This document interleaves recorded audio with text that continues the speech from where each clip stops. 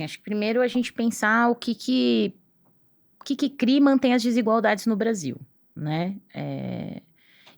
A minha perspectiva entende que o aprisionamento de pessoas, da maneira como se dá hoje, ele é uma ferramenta de manutenção dessas desigualdades, porque é quem está sendo preso, né? E muitas vezes, pelo que está sendo preso, né? Então, a gente tem um sistema que ele é utilizado como essa ferramenta, né? De controle de determinadas populações. A outra questão é que eu entendo que tem um caminho para chegar nessa proposta, né? Eu sempre brinco, me desculpem meus amigos abolicionistas penais, mas eu sempre brinco que o abolicionismo penal está para o socialismo, assim como as políticas públicas.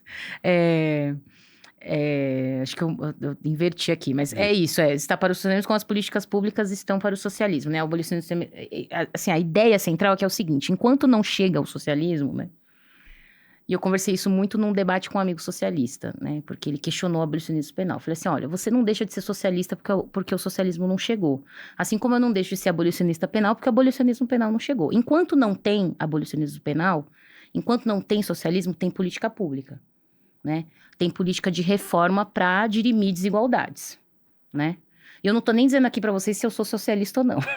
Mas tá claro. Mas é o argumento que eu usei é o argumento que eu usei com ele, né? Então, assim, o que a gente pode fazer enquanto a gente não chega nesse momento ideal? Ou em que a gente não chega não sei nem se é o momento ideal, mas numa conjuntura que favoreça, por exemplo, uma medida mais inovadora, né, da nossa parte, o que a gente pode fazer até lá? Então, acho que, por exemplo, a gente já tem justiça restaurativa no Brasil. Por que a gente não investe mais na justiça restaurativa? Acho que ela tem uma parcela ínfima, né, do orçamento para pensar o sistema de justiça criminal. Por que a gente insiste numa política de segurança que enxuga gelo e que não traz segurança nem para os policiais, nem para as comunidades, né? Porque ao mesmo tempo que a gente tem uma população que demanda mais punição, que fala da impunidade, a gente tem uma população que, na sua maioria, não acredita no sistema de justiça, né? Não aciona o sistema de justiça. As pessoas têm medo, né? Pensa 2 vezes antes de acionar a polícia, porque eu vou acionar a polícia vai... Então, eu acho que há essas contradições nesse debate, nessas dimensões, que a gente precisava se debruçar um pouco mais, assim, para pensar. E eu não digo que eu trago respostas para tudo, porque eu não quero ser essa pessoa que acha que tem a resposta para tudo. Acho que tudo... Porque pode ter alguém que traga para mim uma perspectiva de falar assim, Juliana, olha, isso aqui não dá agora. Porque a gente também tem que pensar a proposta a partir da conjuntura política que a gente vive. A partir das condições que a gente tem de implementar uma política ou não. Às vezes a gente não tem condição, a gente vai ter que dar uma recuada.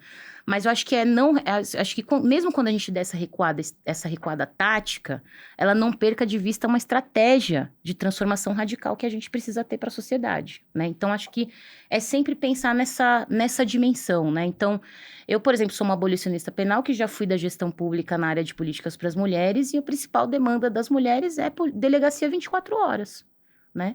Que é justo. Que é justo, né? Então, eu não vou defender que essa mulher que está sofrendo uma violência, que o único equipamento que ela tem como referência para sua mínima proteção esteja funcionando 24/7, sendo que a maioria das violências contra as mulheres acontecem nos finais de semana, e é justamente quando a delegacia da mulher está fechada, né? Eu não posso me privar de dialogar com essa mulher que precisa desse equipamento aberto. Mas enquanto eu faço isso, eu preciso garantir casa de passagem, eu preciso garantir educação de gênero nas escolas, entendeu? Eu preciso criar outros mecanismos que me ajudem a criar condições, inclusive, para que a sociedade comece a compreender que coisas mais ousadas, coisas mais inovadoras também podem ser aplicadas, né? Porque eu acho que a gente continua insistindo numa política que não dá certo, né? Então, assim, as pessoas, eu sempre trago essa coisa, assim, quando eu lancei o livro, a minha mãe participou, minha mãe ainda era viva, minha mãe foi no lançamento, minha mãe parecia, o livro era dela, entendeu? Ela tirou foto com todo mundo, entendeu? Ela que estava lançando o livro, mas ela não tinha lido ainda, né? E aí ela foi ler o livro, com uma mulher negra do Jardim Ângela, E ela me ligou e falou, filha, a gente precisa conversar. E Não até gostei então disso, ela não. mostrava o livro para todo mundo. Todo mundo que gostei chegava... disso, não. todo mundo que Sua chegava em tia leu, casa... sua tia leu e detestou, né? E ela falou, que negócio é esse de acabar com as prisões e quem comete crimes e não sei o quê, e legalizar todas as drogas e você não vê as famílias sendo destruídas pelas drogas, né, e tal, não sei o quê. E foi um processo conversar com a minha mãe, assim, né? E eu virei e falei assim, a gente não tá falando que quem faz uso abusivo, que não existe quem faz uso abusivo de substância, e que essa pessoa talvez precise de um acolhimento diferente. Mas o que eu tô defendendo é que esse plano de acolhimento tem que ser pensado junto com a família e com essa pessoa, não que tem que ser uma política imposta por alguém, né? Agora você vai se internar e tarará, né? Tem que ser uma escolha, a gente tem que propiciar essas escolhas, né? E ela foi compreendendo, assim, eu falei, você acha que um menino, você conhece tantos meninos aí no nosso bairro, um menino que tá com 10 gramas de maconha precisa ser preso, né, ele precisa cumprir 7 anos de prisão? Ela, não. Eu falei, não, então, né, ele é um grande traficante? Ele não é um grande traficante, né? Então, quando a gente tá falando, pensando em política de drogas, por exemplo, que é o grande filão, né, de pessoas que estão em situação prisional, a gente é um país que elucida muito pouco casos de homicídios, né? Então, a gente não tem uma política de segurança que, apesar de dizer que defende a vida, não está defendendo a vida, porque os homicídios são pouco elucidados.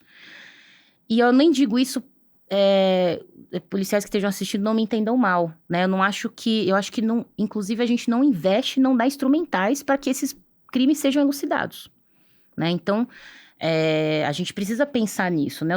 Eu consigo ser uma pessoa bem razoável para pensar processos, assim, né? Eu acho que enquanto o espaço ideal não chega, a gente tem que pensar esses processos em como a gente vai conseguindo produzir políticas que não vão aprofundar desigualdades, mas que vão dar um passinho a mais, sabe? De passo em passo, lentamente, a gente consegue avançar. Então, acho que no caso do abolicionismo penal fortalecer mais justiça restaurativa, fortalecer espaços de mediação de conflitos.